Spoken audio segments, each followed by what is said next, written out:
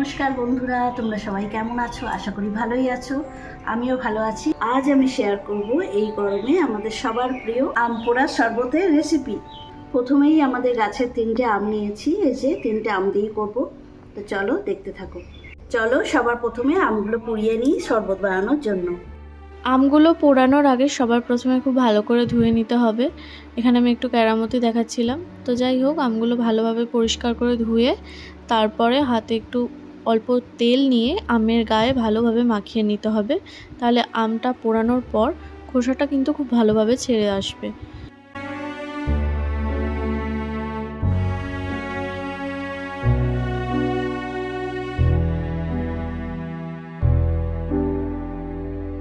এখন low to medium রেখে আমগুলোকে সুন্দরভাবে পুড়িয়ে নিতে হবে। হাই ফ্লেমে পোড়ালে কিন্তু হবে না, মিডিয়াম টু লো রেখেই পোড়াতে হবে।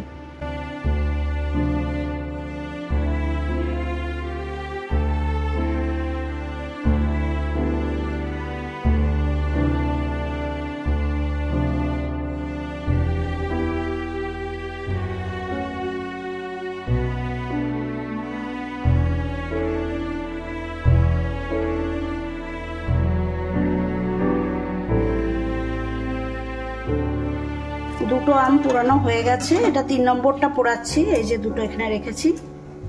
ঠান্ডা হয়ে গেলে তারপর বাকি প্রসেস দেখাবো তোমাদের। এখন আমি 3টে আম পুড়িয়ে নিয়ে চলে এসেছি। এই যে এগুলো ঠান্ডা করতে দেব, তারপর কি করব তোমাদের সাথে সব শেয়ার করব। আমগুলো দেখো এখন ঠান্ডা হয়ে গেছে। তো এখন আমি এবার ছাড়িয়ে নেব। দেখো কি সুন্দরভাবে খোলাগুলো উঠে যাচ্ছে।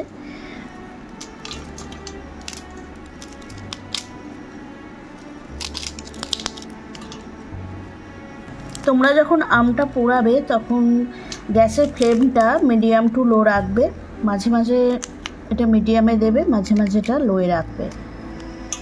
তাহলে দেখবে এরকম সুন্দরভাবে আমটা ভেতরটাও নরম হয়ে যাবে আর খোলাগুলো এরকম সুন্দরভাবে উঠে যাবে। আর অবশ্যই একটু দেখালাম তোমাদের, তেল মাখিয়ে নেবে হাতে করে তেল মাখিয়ে এর আমের গায়ে মাখিয়ে নেবে। এই যে কি সুন্দরভাবে দেখো খোলাগুলো উঠে যাচ্ছে। আমগুলো এখন দেখো খোসা ছাড়ানো হয়ে গেছে। এবার চলো এই পাল্পটাকে বের করে নিই। যে আমি এটা হাত দিয়েই করছি, কেন এটা হাত দিয়েই ভালো হবে। তো তোমরা ইচ্ছা করলে চামচ বা হাতা দিয়েও ম্যাশ করতে পারো। আমার মনে হয় হাত দিয়ে এটা ভালোভাবে হবে। আর দেখো কি সুন্দর এগুলো নরম হয়েছে, পুরো একদম সফট হয়েছে।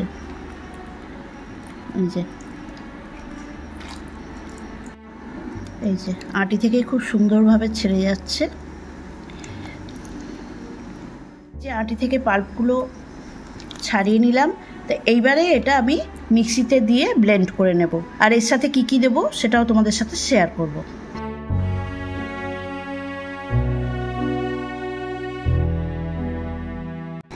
আচ্ছা, এখানে আমি চিনি দিয়ে দিচ্ছি পরিমাণ মতো। এখন এই হাতার পরিমাণে 2 হাতা মতো দিয়ে দিচ্ছি চিনি। তো এটাই এখন ব্লেন্ড করা হবে। পরে যে যতটা মিষ্টি খায় সেই অনুযায়ী দিয়ে গুলিয়ে খাবে। তোমরা যে আমটা নেবে সেই আমটা যেরকম টক সেই অনুযায়ী তোমরা মিষ্টি অ্যাড করতে পারো। তো চলো এটাকে এখন ব্লেন্ড করে নেওয়া যাক।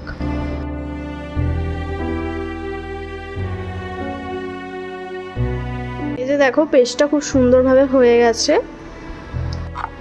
এই যে দেখো একদম স্মুথ পেস্ট হয়েছে, একটু লাম্প নেই। এই যে এখন পেস্টটা ঢেলে নিচ্ছি পাল্পটা। দেখো খুব সুন্দরভাবেই পেস্ট হয়ে গেছে। এখানে মিক্সিং জারে দেখো অনেকটাই পাল্প আছে। তো জল দিয়ে এটাকে ভালো করে ধুয়ে ওই পাল্পটার সাথে মিশিয়ে নেব। জল দিলে কিন্তু হবে না, অল্পই করে জল দিচ্ছি আমরা, যাতে পাল্পটা একদম পাতলা না হয়ে যায়। এই যে আর একটু সামান্য বাকি জলটাও ধুয়ে এখানে ঢেলে নিচ্ছি। খুব সুন্দরভাবে এটা পেস্ট হয়েছে, একদম স্মুথ পেস্ট। তো দেখতেই পাচ্ছ এবারে আমাদের পেস্টটা একদম রেডি হয়ে গেছে। এবারে আমরা কি কি অ্যাড করছি এটাতে দেখতে থাকো। তো কনসিস্টেন্সিটা এরকম হবে, দেখে নাও। এই যে খুবই সুন্দর হয়েছে। এখন এতে অ্যাড করছি ভাজা মশলা। এটা আমি বাড়িতেই বানিয়েছি। তোমরা যদি জানতে চাও কিভাবে করেছি তাহলে আমি অ্যাড করে দেবো। আমি দিয়ে দিচ্ছি বিট নুন। তোমরা এমনি নুনও দিতে পারো, কিন্তু বিট নুনের টেস্টটা আমার যেহেতু পার্সোনালি খুব ভালো লাগে, সেই জন্য আমি বিট নুনটাই দিচ্ছি। এবারে ভালোভাবে এটা মিক্সড করে নিচ্ছি। আমাদের আম পোড়ার শরবতের পাল্পটা একদম রেডি হয়ে গেছে। এটা তোমরা ফ্রিজে স্টোর করে রাখতে পারো, যখন ইচ্ছা হবে তোমরা খাবে, আর এটা 1 থেকে 2 সপ্তাহ ভালোই থাকবে। পাল্পটা এখন একটা কন্টেনার নিয়ে নিয়েছি, এই যে এটাতে ঢেলে রাখবো, রেখে ডিপ ফ্রিজে স্টোর করব।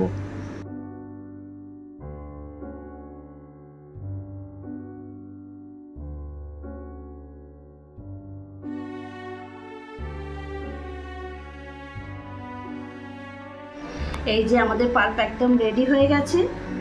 এখন তো রাত্রি হয়ে গেছে, এখন এটা খাবো না, এখন এটা ডিপ ফ্রিজে স্টোর করব, আর কালকে আমরা এটা শরবত বানিয়ে খাবো আর তোমাদের সাথে শেয়ার করব। গতকাল রাত্রে তো দেখলে যে এটা আমি ফ্রিজে রেখেছি, দেখাইনি, তোমাদের সাথে দেখানো হয়নি অবশ্যই। তা এখন দেখো দুপুরবেলা, পরের দিন দুপুরবেলা এটা বের করে নিয়েছি, খুব সুন্দর ঠান্ডা হয়ে জমে গেছে। তা এখন এবার শরবতটা তৈরি করব। এখন দেখো সমস্ত সরঞ্জাম নিয়ে চলে এসেছি, তোমাদের সামনেই শরবতটা বানাবো। তাহলে চলো এবার শরবতটা তৈরি করি। প্রথমে এই পাল্প থেকে গ্লাসে পাল্পটা নিয়ে নিচ্ছি। এখনো দেখো এই যে বরফের একটা মানে জমাট হয়ে আছে, আমি সাইড থেকেই নিচ্ছি।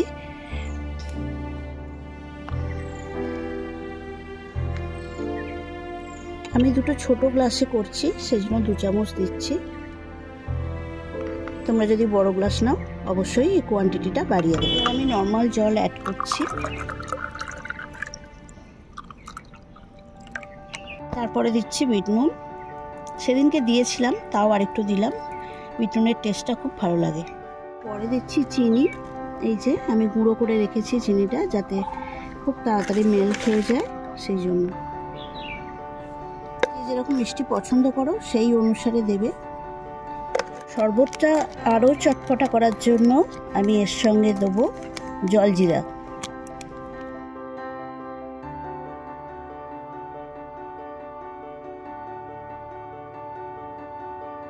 চলো এবার এটাকে গুলিয়ে নিই। আর জলটা কেন কম দিলাম বলো তো, এরপরে ফ্রিজের ঠান্ডা জল অ্যাড করব, সেই জন্য জলের পরিমাণটা কম দিয়েছি। তোমরা চাইলে এর সাথে বরফও অ্যাড করতে পারো। ড্রিঙ্কসটা একেবারেই রেডি হয়ে গেছে। এটা আমরা ঠান্ডা জল মেশাবো, মিশিয়ে তারপর আমরা খাবো সবাই। এবারে আমি বরফ জল অ্যাড করে দিচ্ছি।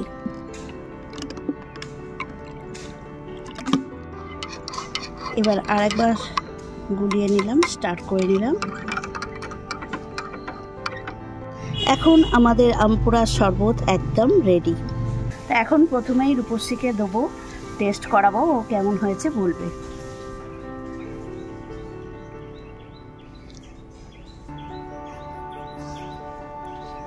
হেভি হয়েছে, সব ঠিক আছে, দারুণ হয়েছে। চলো এখন আমিও টেস্ট করে দেখি কেমন হলো।